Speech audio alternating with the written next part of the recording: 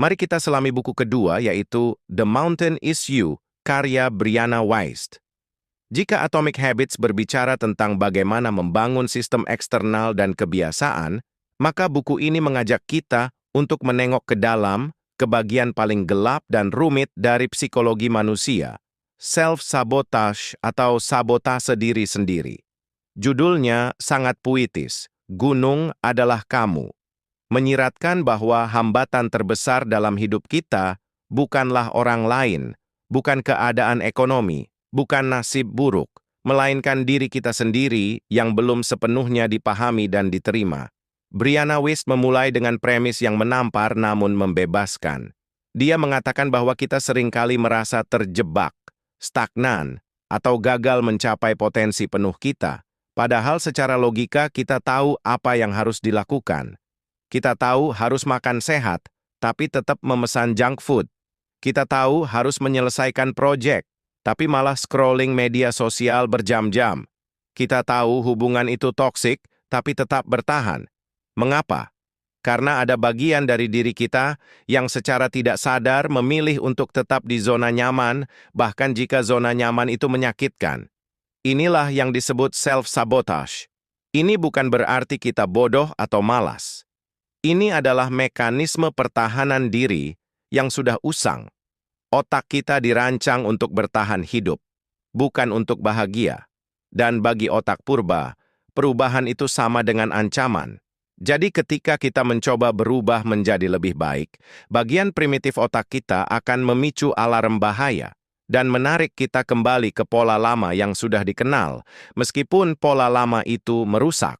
Bukunya dibagi menjadi beberapa bagian penting yang membimbing pembaca melalui proses transformasi ini. Bagian pertama adalah memahami mengapa kita melakukan sabotase diri. Wiest menjelaskan bahwa self-sabotage adalah cara kita mencoba melindungi diri dari rasa sakit, ketidakpastian, atau kegagalan. Misalnya, seseorang yang menunda-nunda pekerjaan mungkin sebenarnya takut bahwa hasil kerjanya tidak akan sempurna. Dengan menunda, dia menciptakan alasan eksternal, kehabisan waktu. Jika hasilnya buruk, sehingga egonya terlindungi dari penilaian bahwa dia tidak cukup pintar. Atau seseorang yang menolak kesempatan promosi karena takut tanggung jawab baru akan mengganggu keseimbangan hidupnya yang sudah rapuh. Semua tindakan ini berasal dari ketakutan, bukan dari kemalasan. Kunci utamanya adalah rasa aman. Kita lebih memilih penderitaan yang familiar daripada kebahagiaan yang tidak familiar. Selanjutnya, buku ini membahas tentang trauma dan bagaimana masa lalu membentuk respons kita saat ini. Wiest tidak membahas trauma besar seperti kecelakaan atau kekerasan saja, tetapi juga trauma kecil atau mikrotrauma. Pengabaian emosional saat kecil, kritik terus-menerus dari orang tua, atau pengalaman dipermalukan di sekolah dapat meninggalkan bekas yang dalam. Bekas-bekas ini membentuk keyakinan inti seperti saya tidak cukup baik, saya tidak layak dicintai, atau dunia ini tempat yang berbahaya. Ketika keyakinan ini aktif, kita akan bertindak sesuai dengan keyakinan tersebut. Kita akan mencari pasangan yang mengabaikan kita karena itu terasa familiar dengan pengabaian orang tua. Kita akan bekerja keras hingga kelelahan karena merasa nilai diri kita hanya tergantung pada produktivitas. Memahami akar trauma ini bukan untuk menyalahkan masa lalu, tapi untuk membebaskan diri dari belenggu masa lalu. Kita perlu menyadari bahwa respons kita saat ini adalah adaptasi masa lalu yang sudah tidak relevan dengan kenyataan sekarang. Bagian tengah buku ini sangat praktis dalam membahas emosi. Banyak dari kita diajarkan untuk menekan emosi negatif seperti marah, sedih, atau cemas. Kita menganggap emosi negatif sebagai musuh. Wiest menawarkan perspektif berbeda. Emosi adalah data. Setiap emosi membawa pesan. Kecemasan memberitahu kita bahwa ada sesuatu yang penting bagi kita yang terancam atau belum siap. Kemarahan memberitahu kita bahwa batas kita dilanggar. Kesedihan memberitahu kita bahwa kita telah kehilangan sesuatu yang berharga. Alih-alih melawan atau menekan emosi, kita diminta untuk duduk bersamanya, mendengarkannya, dan bertanya, apa yang coba dikatakan emosi ini kepada saya? Ketika kita berhenti melawan emosi, intensitasnya seringkali menurun. Kita belajar mengatur emosi, bukan dikendalikan olehnya.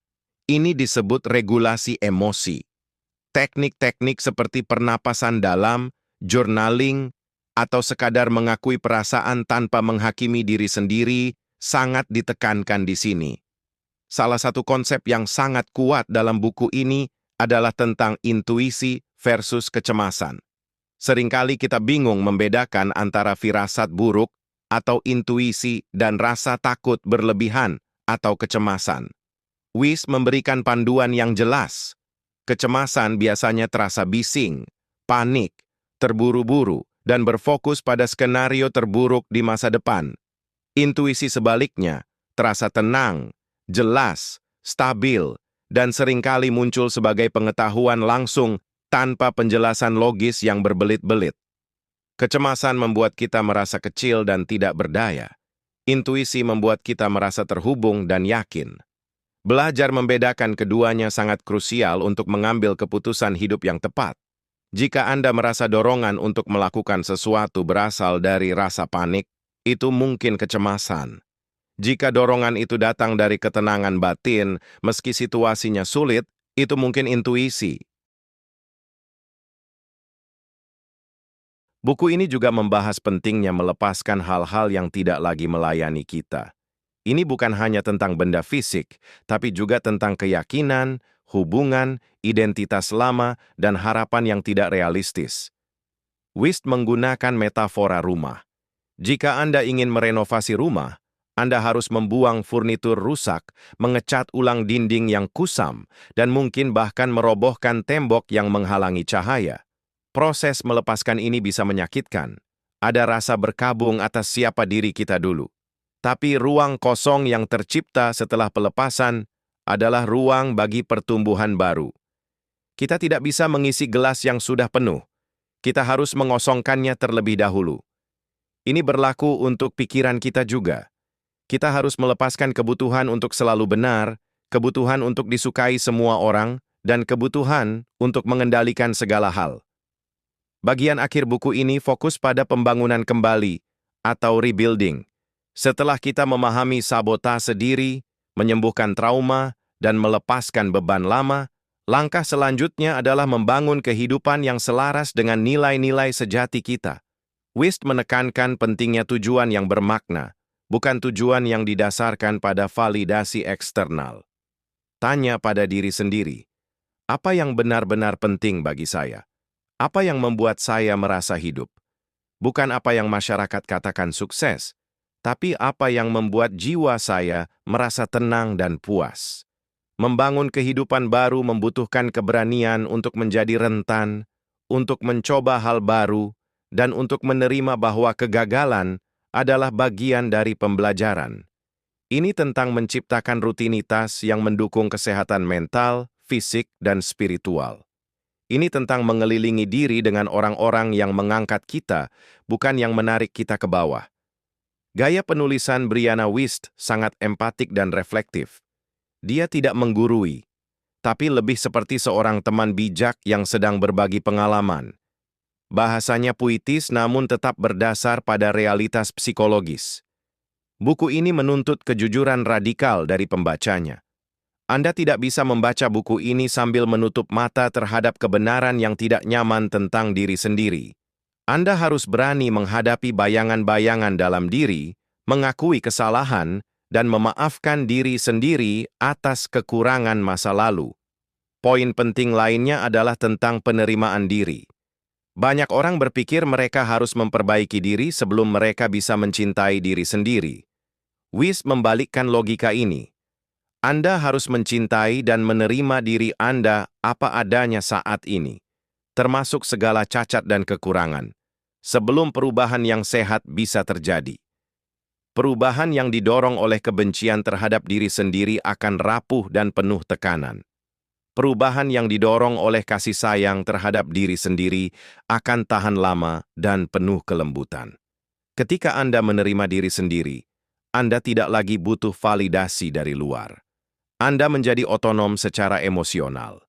Kesimpulannya, The Mountain is You adalah panduan untuk perjalanan heroik menuju diri sendiri.